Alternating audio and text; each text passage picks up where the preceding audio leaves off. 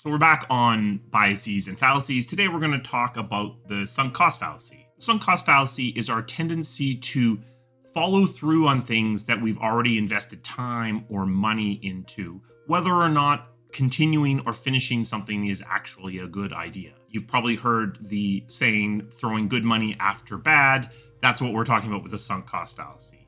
Just because you've spent a lot of time or money on something doesn't mean you need to follow through and finish.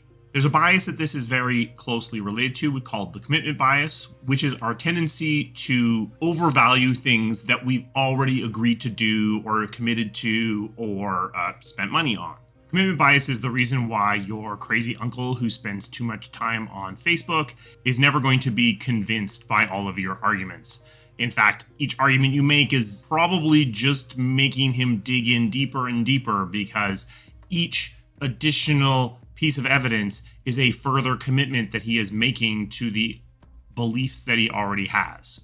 Commitment bias might be what is going to end up causing some of the most dangerous people on the internet to break out of the internet fairly shortly. Hopefully not. That's the commitment bias. Doubling down, going for it, no matter what. There is no line beyond which you suddenly realize that your beliefs have gone too far. Every single step is just a step that further cements those beliefs. In video games, you actually often see the sunk cost fallacy coming up at the corporate level. And that's where I feel like it is the most dangerous and most damaging, because this is where you get the concept of projects that are too big to fail. And what does that mean? It means we've spent tens of millions of dollars on this game. We're only $2 million away, so it's worth spending $2 million more to get us to the end, because then at least all of that money that we've spent is worth it. But what's missing from that conversation in a lot of cases is an actual careful consideration of how close you actually are and what the benefits of continuing actually are. If you've spent $20 million on a game that's going to only sell 10,000 copies, it doesn't matter that you're only $2 million away from finishing, because it's not worth continuing down that road. You should just cut your losses and spend that $2 million on something else. What you see happen at the corporate level often is that the more money that you've spent on a game, the greater this desire is to just get it across the finish line to get that money back. But this is exactly what happens with gamblers. You are sitting at the blackjack table. When you're on your first hand, easy enough to walk away. When you're down $5,000, you need to win that money back. You've sunk that cost. But the reality of the situation is your chance of winning the hand of blackjack is no different now than it was when you walked up to the table. But your attachment to the table has dramatically increased. This is a fallacy that, if you're careful and clever, you potentially can take advantage of it. If you can maneuver yourself in an organization, a larger organization, as being big, having spent a lot of money, and being able to get that money back if you just get it across the finish line, you can enter into that state of being too big to fail. And you will get support within an organization that otherwise might not be that interested in continuing to support you. Unfortunately, you actually see this kind of thing happen a lot at larger companies, where they're constantly making this argument that you've spent all of this money, just spend a little bit more and it will all be better.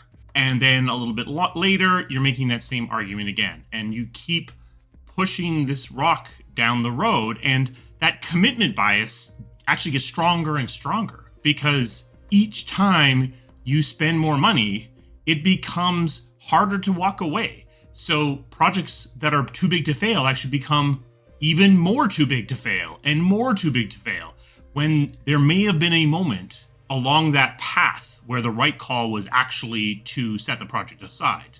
Now, that being said, if you really are only $10,000 away from shipping a project that's going to make hundreds of millions of dollars, then the right call is to spend that $10,000, of course. But sometimes that's not the state that you're in.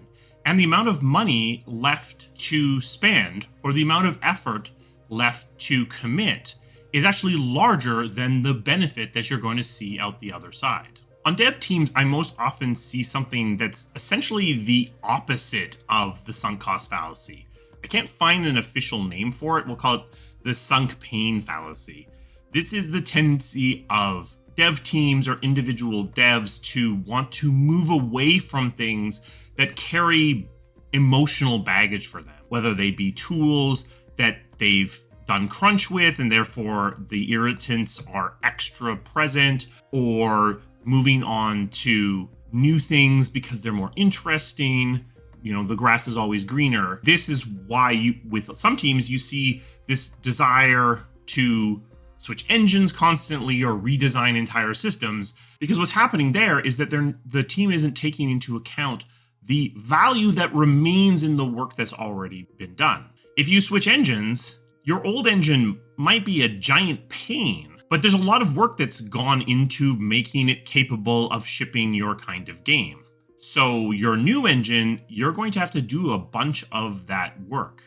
And it's very easy for teams to fall into the mindset of undercounting or dismissing those costs that are going to have to be paid again when you make a change. So how do you avoid sunk cost fallacy, commitment bias, and sunk pain fallacy? What you need to try to do is to evaluate go forward entirely. So start where you are, start with what you have, and look at what is going to happen going forward. If you're deciding whether or not to finish this game that's almost done or spend your money on something else, basically two things that need to be considered. Realistically, how much money needs to be spent to do these two different things, and realistically, how much money can these two different options make? But what happens and what causes the sunk cost fallacy is when you're thinking about that one that you spent a ton of money on,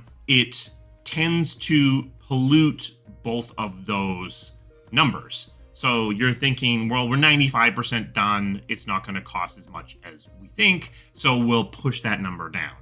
And we spent all this money, so it's probably going to do great. And you push that number up. If you're falling into the opposite fallacy, the opposite bias, then what's going to happen is the opposite thing. This project has been a huge pain. It's been a disaster. It's going to cost way more than we think to finish, and is going to do way worse than we think. Whereas this new opportunity has none of that taint on it, so it's going to be really cheap to make and is going to do amazing. What you need to do is try to remain as objective as possible when you are evaluating the reality of the decision-making process. Try to take the emotions out of the decision-making process, which you should do as much as you can anyway, but this one can be really hard. Part of this is going to require you to have more people at the table, people kind of on either side of this conversation. Because if you have one person who really wants to move on from something, so they're falling into the sunk pain fallacy, and someone else who just wants to get this thing done so they can redeem the money that's already been spent, or the sunk cost fallacy, and they are coming together between each other, then you're to some degree canceling those two fallacies out to some degree. Okay, let's see if we can boil this down. When you are making a decision, the amount of money you have already spent doesn't matter. That's the sunk cost. That money is gone. It has disappeared. That is irrelevant to your decision-making process. That being said, the amount of work that's already done that can be used is relevant to your decision-making, because that is an asset. That is something that still has value. The money is gone. The assets, the work, the experience, that still has value. When you're looking forward, the amount of money you have left to spend is very relevant because you haven't spent it yet. So choosing not to spend it means you save that money. And in that case, what you need to be aware of, and where backwards looking can be helpful, is to consider how accurate your estimation is. When you are comparing two options, it's easy to get caught up in the bits of information you have that don't matter. How much you've already spent doesn't affect anything that's going to happen in a go forward basis. The amount of annoyance you had using your toolset in the early days may no longer be relevant if you have addressed those tools and made them better. Whereas recognizing that you need to make new tools for a new engine might be incredibly relevant to your decision-making process. This is something that you do see coming up all the time in business decision-making, especially the sunk cost fallacy. The sunk pain fallacy is, I think, one of the main reasons why we don't see very many true sequels, because there is this desire from teams to move on from things that they have somewhat negative associations from, even though they might have way more as a starting point than whatever they're moving on to. Sunk cost fallacy is one that you can take advantage of and use to your benefit if you're careful and position yourself as something that is too big to fail.